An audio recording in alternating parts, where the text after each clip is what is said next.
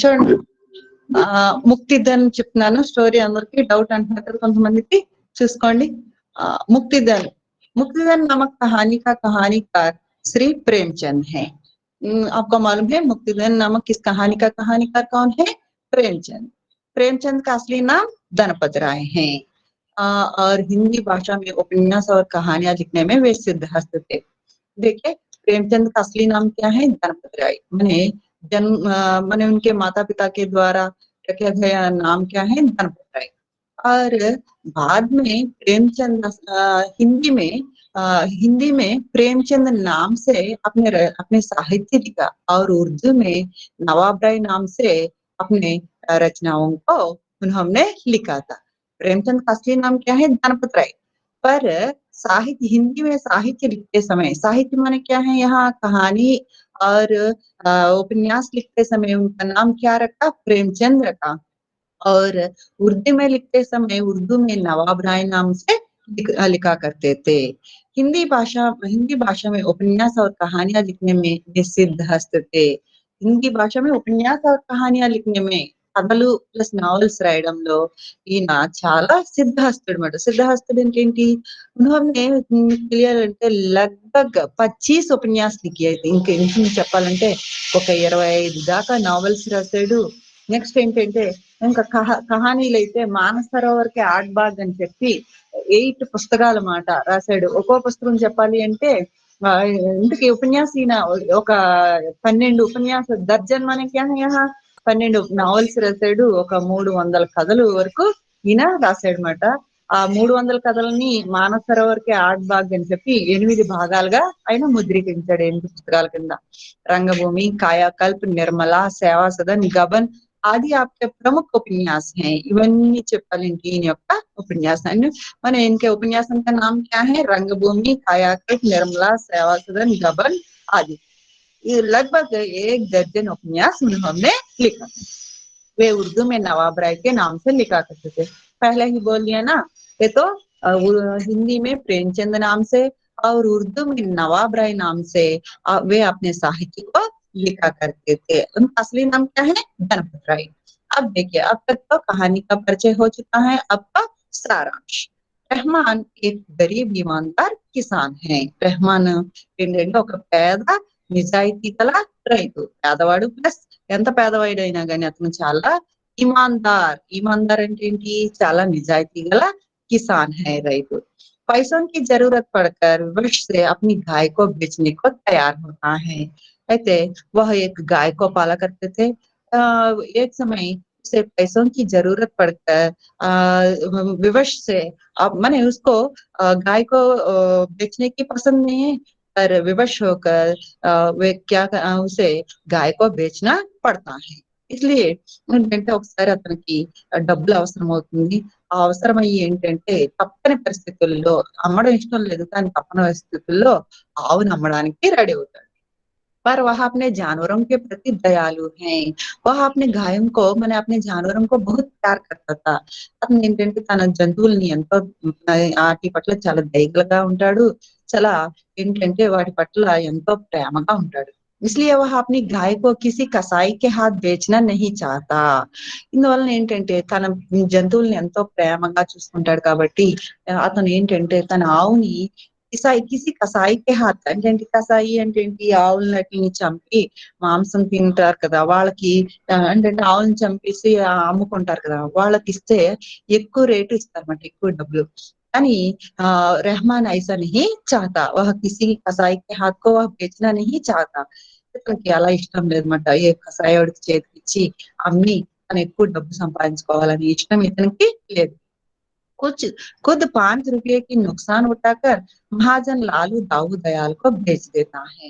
ఇంకా ఇంకొకళ్ళు ₹5 కసాయోళ్ళు ఒక ₹5 ఎక్స్‌ట్రా ఇస్తాము, ఎక్కువ ఇస్తాము అని చెప్పినా గాని 5 రూపాయకి నుక్సాన్ ఉఠాకర్ ₹5 నష్టం వస్తుందన్న ఆ నష్టాన్ని భరించి వహ్ అప్నే గాయ్ కో లాలా దాऊ దయాల్ కో బేచా కర్తా హై। అతను ఏం చేస్తాడు? తన ఆవుని ఏంటంటే ఒక అతనికి అమ్మేస్తాడన్నమాట। क्योंकि దావూద్ దయాల్ के पास उसका पालन पोषण ठीक से हो सके ఏంటంటే లాలు దావూద్ దయాల్‌కే అమ్ముతాడు. ఎందుకంటే లాలు దావూద్ దయాల్‌కి అమ్మితే కనుక अपनी गाय का वह लालू दाऊद दयाल अपने गाय को अच्छे देखभाल कर सकता है. ఎందుకు అతనికే అమ్మాడు అంటే, లాలు దావూద్ దయాల్‌కి అమ్మితే కనుక తన యొక్క ఆవుని అతను బాగా పోషిస్తాడు, బాగా చూసుకుంటాడనే ఉద్దేశంతో ₹5 की नुकसान उठाकर उसे లాలు దావూద్ దయాల్ को अपनी गाय को बेच देता है. ఇంకా నష్టం వస్తుందన్నా గాని, ఇంకా కసాయోళ్ళు ఒక ₹5 ఎక్స్‌ట్రా ఇస్తామన్నా గాని, वह नहीं वह अपने गाय को कसाई के हाथ में नहीं बेचता है. वह लालू दाऊद दयाल को बेच देता है. लालू दाऊद दयाल का एक महाजन है. असल में लालू दाऊद दयाल कौन है? वह तो एक महाजन है. जो अपने वसूलने में अपने आसामियों के साथ रियायत नहीं करते. ఇతను ఎవరు అంటే ఒక వడ్డీ వ్యాపారి.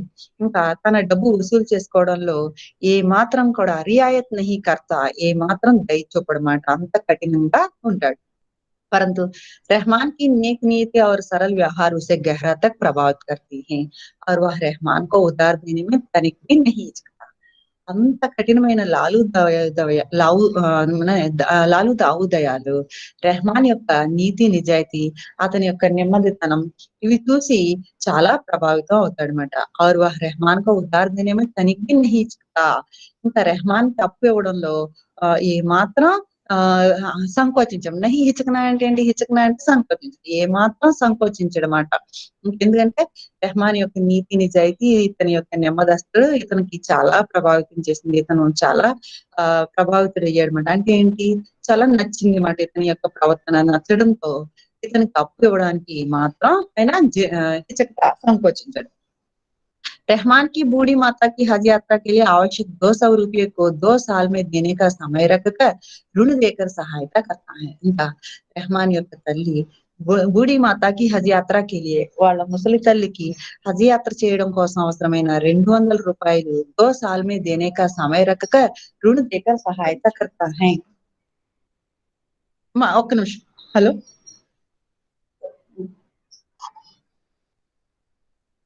లేదు. Only BSE. ఓకే.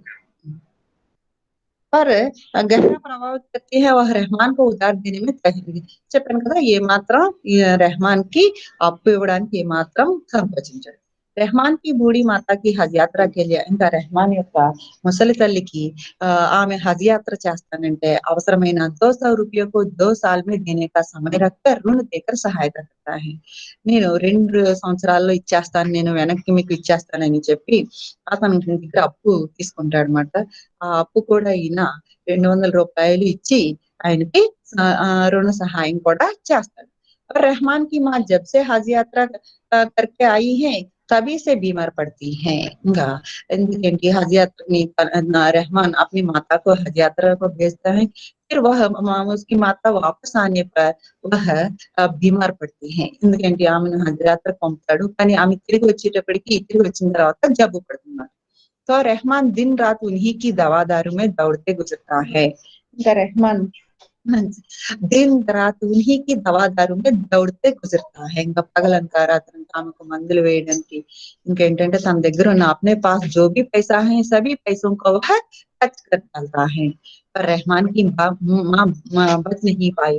माने कितने भी धन खर्च करने पर भी रहमान की माँ बच नहीं पाती, वह मर जाती है.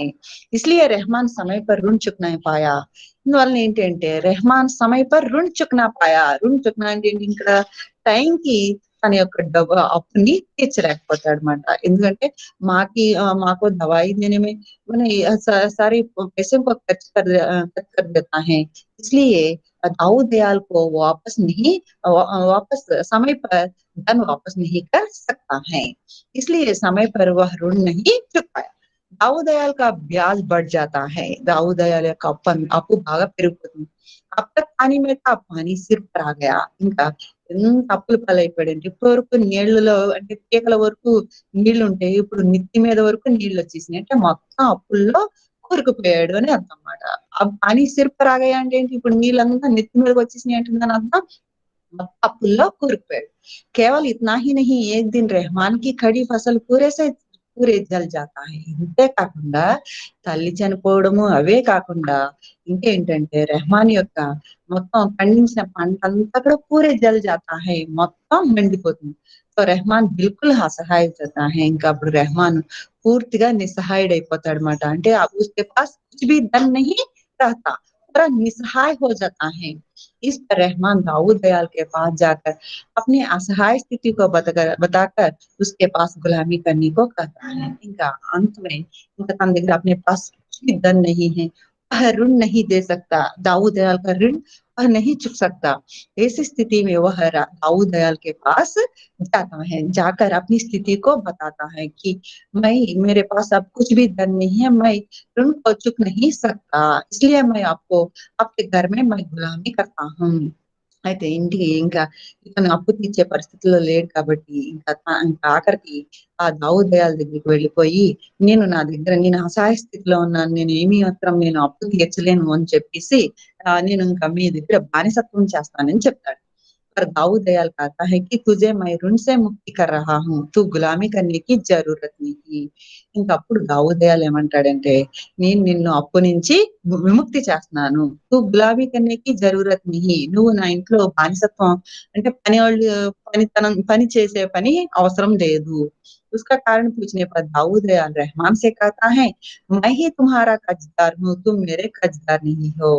तब रहमान इसका कारण पूछता है क्या कि दाऊद दयाल क्या तुझे ऋण से मुक्ति कर रहा हूँ ऐसा बोल दिया ना, इसलिए इसका कारण पूछने पर दाऊद दयाल रहमान से कहता है कि मैं ही तुम्हारा कर्जदार हूँ, तुम मेरे कर्जदार नहीं हो। నేనే నీకు అప్పు పడ్డాను, నువ్వేమి నాకు అప్పుదారుడు కాదు. ఎందుకంటే తుమ్హారీ గాయ అబ్ తక్ మేరే పాస్ హై, నీ ఆవు ఇప్పటి వరకు నా దగ్గర ఉంది. उसने मुझे कम से कम 800 रुपये का दूध दिया है, 2 बच्चे भी दूध दिया है, दिया वह हत्या नहीं। అయితే నీ యొక్క ఆవు ఇప్పటి వరకు నా దగ్గర ఉంది. అది నాకు ఇంచుమించు 800 రూపాయల का दूध दिया है, అది నాకు ఇంచుమించు 800 రూపాయల పాలు ఇచ్చింది. 2 बछड़े भी, ఇంకా 2 దూడలను కూడా ఇచ్చింది। अगर तुमने यह गाय कसाईयों के हाथ में दे दी तो मुझे इतना फायदा क्यों मिलता? ఒకవేళ నువ్వు కనుక ఆ రోజున ఆ రూ. 5 లాభం వస్తుందని నీ ఆవుని కసాయోళ్ళకి అమ్ముంటే ఈ రోజు నాకింత ఫాయిదా माने क्या है లాభం మాట, ఇంత లాభం వచ్చేదా? तुमने उस वक्त 5 रुपये का नुकसान उठाकर गाय मेरे हाथ बेच दी। ఆ రోజు నువ్వు ఏంటంటే 5 रुपये का नुकसान उठाकर రూ. 5 నష్టాన్ని భరించి నువ్వు तेरे गाय को मेरे हाथ में बेच दी, నీ యొక్క ఆవుని నా చేతిలోకి నాకమ్మావు। तुम्हारी यह शरारत मुझे याद है, నీ యొక్క ఈ యొక్క మంచి గుణం నాకు గుర్తుంది, నీ యొక్క ఉపకారం నాకు గుర్తుంది। तुम शरीफ और अच्छे आदमी हो, నువ్వు మంచి వ్యక్తివి, చాలా నిజాయితీ గల వ్యక్తివి। मैं तुम्हारी मदद करने को हमेशा तैयार रहूंगा, నీకు ఎప్పుడు ఏ నీకు ఏ సహాయం కావాలన్నా చెప్పు, నేనెప్పుడూ నీకు సహాయం చేయడానికి ఎప్పుడు తయారుగా ఉంటాను। रहमान के नेक नीति के व्यवहार से दाऊद दयाल अपनी नीति को बदल देता है। రెహమాన్ యొక్క నీతి నిజాయితీ యొక్క ప్రవర్తనకి దావుద్ దయాల్ ఏంటంటే తన ప్రవర్తనని మార్చుకుంటాడు. ఏంటి మామూలు ఇతరులు ఎవరైనా కానీ ఎవరి దగ్గర అసలు అతను ఒక డబ్బు పైసా కూడా ఉంచడు. బలవంతంగా ఎలాగైనా వాళ్ళ దగ్గర నుంచి లాక్కుంటాడు. అలాంటిది రెహమాన్ యొక్క నీతి నిజాయితీ ఇతని ప్రవర్తన చూసి అంత కఠినమైనోడు కూడా మెత్తగా అయిపోయారన్నమాట. అంటే ఏంటి మారిపోయి ఇతని పట్ల ఎంతో నిజాయితీగా ఉండి ఇతనికి ఆ టైంకి సహాయం చేశాడు. ఇంకా ఏంటంటే ఇతన్ని రుణ విముక్తుడిని చేశాడన్నమాట. ఇది ఈ కథ యొక్క कथा सारांशम। अब देखिए कहानी का उद्देश्य, माने लेखक इस कहानी का लिखने का उद्देश्य क्या है?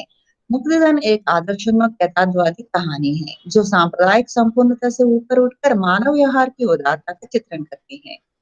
यह एक ఆదర్శోన్ముఖ యథార్థవాది కహాని హై। ఆదర్శంతో ఉన్న ఒక యథార్థ గాథ మాట. ఒక యథార్థ గాథను తీసుకొని దానికి ఒక ఆదర్శాన్ని చూపించాడు. ఎలా? ఇక్కడ యథార్థ గాథ అంటే ఏంటి? ఒక నిజాయితీ గల ఒక రైతు తన ఆవుని కఠినమైన ఒక వడ్డీ వ్యాపారి చేతికి అమ్మాడు. అమ్మితే అంత కఠినమైన వడ్డీ వ్యాపారి కూడా తను ఈ యొక్క రెహమాన్ యొక్క ప్రవర్తన చూసి తన స్వభావాన్ని మార్చుకున్నాడు. అంటే ఏంటి? ఇక్కడ ఒక యథార్థ గాథ. ఇక్కడ రైతు అనేది యథార్థము ప్లస్ ఆ వడ్డీ వ్యాపారి యథార్థం అనుకుంటే వీళ్ళిద్దరి యొక్క కథ నుంచి ఒక ఆదర్శాన్ని నిలబెట్టాడు. ఏంటి? నిజాయితీగా ఉంటే కనుక తప్పనిసరిగా ఏంటంటే ఏ రోజు తప్పనిసరిగా గెలుపు అనేది ఉంటుంది. నిజాయితీకి ఎప్పుడు మంచి జరుగుతుంది. ఎంత కఠినమైన వాళ్ళైనా మారిపోగలరు అనే ఒక ఆదర్శాన్ని ఇందులో చూపించాడన్నమాట. इसलिए मुक्तिदन एक आदर्शोन्मुख यथार्थवादी कहानी है. ఒక యథార్థమైన గాథ. जो సాంప్రదాయిక సంపూర్ణత से ऊपर उठकर మానవ వ్యవహారకి ఉదాత్తగా చిత్రంగతి. అంటే ఆయన ఎంతో కఠినమైన ఎన్నాళ్ళ నుంచో వస్తున్న వడ్డీ వ్యాపారి, కఠిన వ్యాపారి ఏంటంటే ఒక మానవుడి యొక్క మంచితనానికి ఇతను మారిపోయాడు. लाला दाऊद दयाल एक महाजन है जो अपने वसूलने में असामियों के साथ रियायत नहीं करता. లాలు దావుదయాలు ఒక మహాజన్ వడ్డీ వ్యాపారి. తన డబ్బు వసూలు చేసుకోవడంలో ఏమాత్రం రియాయత్ నహీ కర్తా అంటే జాలి చూపించడు. परंतु रहमान की नेक नियति और सरल व्यवहार उसे गहराई तक ప్రభావితం చేసింది. కానీ రెహమాన్ యొక్క నీతి, నిజాయితీ అతని ప్రవర్తన అతన్ని ఎంతో ప్రభావితం చేస్తుంది. और वह रहमान को उधार देने में तनिक भी हिचकिचाहट नहीं करता. ఇంకా రెహమాన్ యొక్క నీతి, నిజాయితీ అతని ప్రవర్తన చూసి ఇంకెంత ప్రభావితం అవుతాడంటే రెహమాన్‌కి అప్పు ఇవ్వడంలో ఏమాత్రం संकोचिंचड़మాట.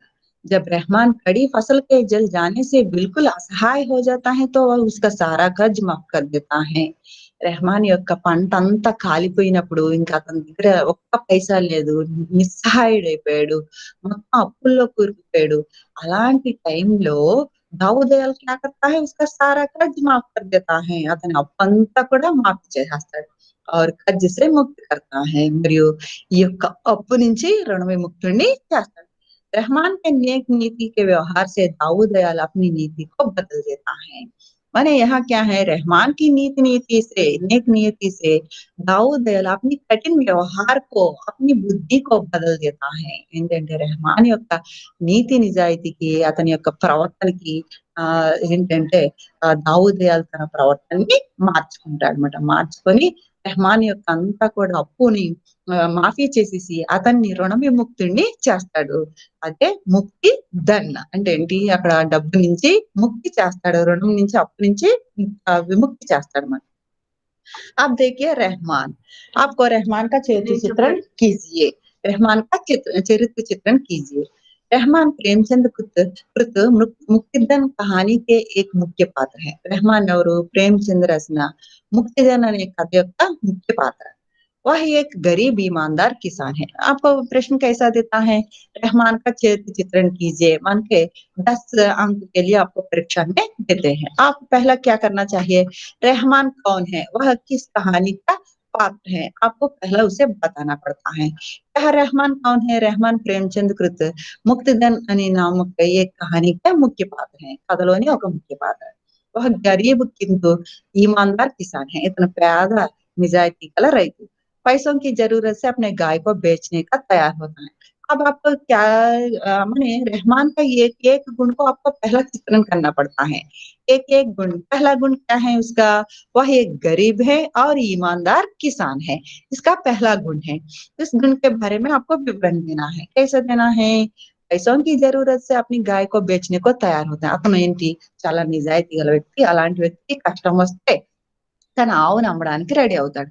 पर वह अपने जानवरों के प्रति दयालु है. కానీ ఏంటంటే తన జంతువులంటే అతనికి చాలా ప్రేమ.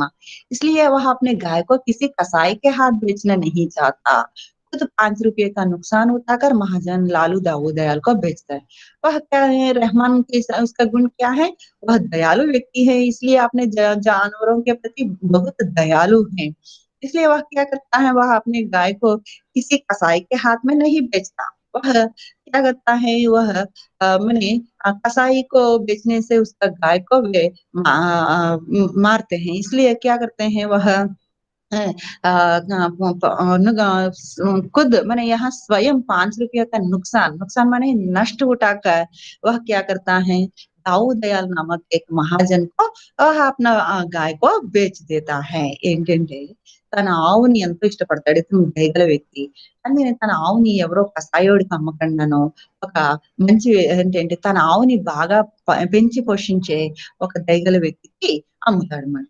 దావూద్ దయాలకు इसलिए बेचना है कि उसका पालन पोषण ठीक से हो सके ఎందుకంటే ఎందుకు అమ్మాలనుకుంటాడు అంటే दाऊद दयाल के घर में अपना गाय अच्छी तरह पालन पोषण हो सकती है ఎందుకంటే दाऊद दयाल అతనికి అమ్మితే కనుక తన ఆవును అతను బాగా చూసుకుంటాడు మంచిగా పోషిస్తాడని गाय को देते समय वह ऐसा दुखित होता है अपनी సంతానం को किसी पराये के घर बेचते हो ఆ ఆవును అమ్మేటప్పుడు ఎంత బాధపడతాడంటే अपनी సంతానం को किसी पराये के घर बेचते हो తన సంతానాన్ని ఎవరో ఇతరుల ఇంటికి పంపిస్తున్నట్టు ఎవరికో ఇచ్చేస్తున్నట్టు తన సొంత బిడ్డని ఎవరికో అమ్ముకున్నట్టు ఫీల్ అవుతాడు రెహమాన్ యొక్క ఆదర్శ పుత్ర హే అతను ఒక ఆదర్శమైన కొడుకు మంచి ఒక ఆదర్శమైన కొడుకు ఆదర్శమైన కొడుకు అంటే ఏంటి అతన్ని చూసి అందరూ నేర్చుకోదగ్గ అంత గొప్ప వ్యక్తి వహ అప్ని మాँ को సదా ఖుష్ రఖనా చాతా హై అతను ఎప్పుడు కూడా తన తల్లిని ఒక కొడుకుగా తన తల్లిని ఎంతో సంతోషపెట్టి పెట్టాలనుకుంటాడు जब उसकी माँ हज यात्रा करना चाहती है तो 200 रुपये दाऊद दयाल से कर्ज लेता है ఇంకా వాళ్ళ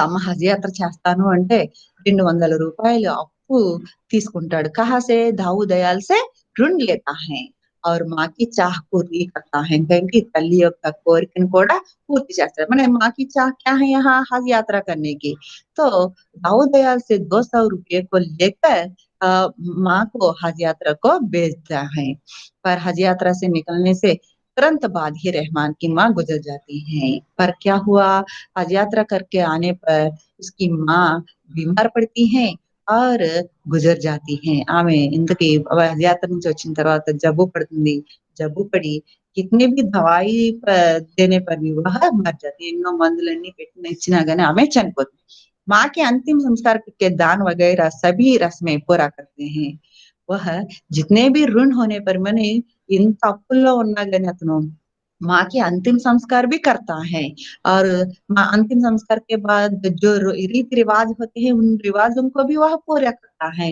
माने माने मरने के बाद जो संस्कार करना पड़ता है माने गाय ऐसा कुछ ब्राह्मणों को दान देना पड़ता है ऐसा जो भी रस्में हैं उन सभी रस्मों को एक पुत्र माने एक पुत्र का कर्तव्य क्या है उस कर्तव्य को वह निभाता है ఒక కొడుకుగా ఏ కర్తవ్యం అవుతుందో ఆ కర్తవ్యాన్నంతా కూడా అతను నిభాతా है నిభానా అంటే ఏంటి నిలబెట్టుకుంటాడు रहमान स्वभाव से ईमान तथा परिश्रमी किसान है इंटी पहला मैंने पहला आपको क्या मालूम हुआ ये गरीब किसान और ईमानदार है और दूसरा मैंने यहाँ क्या है वह एक आदर्श पुत्र है और तीसरा कलेवर में आपको क्या मालूम पड़ता है वह परिश्रमी है और ईमानदारी है वह साल भर मेहनत करके दाऊद दयाल का ऋण चुकाना चाहता है पर दुर्भाग्यवश उसकी फसल जल जाती है అతను సంవత్సరం అంతా కష్టపడి దాऊद దయాల్ యొక్క రుణాన్ని తీర్చాలనుకుంటాడు కానీ దురదృష్టవశాత్తు అతని యొక్క పంటంతా కాలిపోతుంది एक तरह से वह भारतीय किसान का प्रतिनिधि है दिन रात मेहनत करके भी ఫల ప్రాప్తి करने में असमर्थ रह जाते हैं ఒక రకంగా చెప్పాలంటే అతను ఒక మన భారతదేశ రైతుకి ప్రతినిధి అని చెప్పొచ్చు ప్రతిరూపం అనేది భారతదేశంలో రైతులు ఇలాగే రోజంతా ఎంతో కాలం కష్టపడతారు తీరా చేతికి వచ్చేటప్పటికి ఏదో ఒక నష్టం జరిగి మొత్తం రైతు నాశనం అయిపోతుందంటే రైతు నష్టపోతున్నారు పగలనక రాత్రంతా మెహనత్ करके भी కష్టపడి పని చేసినా గానీ ఫలితాన్ని పొందలేకపోతున్నారు पैसे की किसी भी प्रकार से प्रबंध होने की आशा नहीं ऐसे स्थिति में भी वह दाऊद दयाल का ऋण अदा करना ही चाहता वह मैंने यहाँ रहमान कितना नेक नीति व्यक्ति है कि उसके पास कुछ भी पैसा नहीं है मैंने पैसा देने की उसमें शक्ति नहीं है फिर भी ऐसी स्थिति में भी वह दाऊद दयाल के पास जाकर उनके घर में गुलामी करने को तैयार होता है मैंने డబ్బు లేకపోయినా గాని నేను తీర్చలేను అనకుండా నేను బానిసత్వం చేసైనా మీకు తీర్చుతాను అని తన యొక్క బాధ్యతని అతను నిరూపించుకుంటాడనమాట इसी ईमानदारी से प्रभावित होकर दाऊद दयाल उसका कर्ज అంటే ఇంత నిజాయితీ ఇది చూసే దాऊद दयाल ఏంటంటే उसका कर्ज को माफ करता है అతని అప్పునంతా తీర్చేస్తాడు మాఫీ చేసేస్తాడు और उसकी हर संभव मदद के लिए तैयार रहता है ఇంకా నీకెప్పుడు కావాలంటే చెప్పు నేను ఎప్పుడు కూడా ఎల్లప్పుడూ నీకు సహాయం చేయడానికి నేను రెడీగా ఉంటాను నీకు ఏ విధమైన సహాయం కావాలన్నా రా అనేసి దాऊद దయాల్ ఏంటంటే ఈ యొక్క రెహమాన్ యొక్క ప్రవర్తనకి ప్రభావితుడయ్యి అతని యొక్క గుణానికి ప్రభావితయ్యి తన కఠినమైన స్వభావాన్ని కూడా మార్చుకుంటాడు అన్నమాట ఇది ఈ కథ యొక్క సారాంశం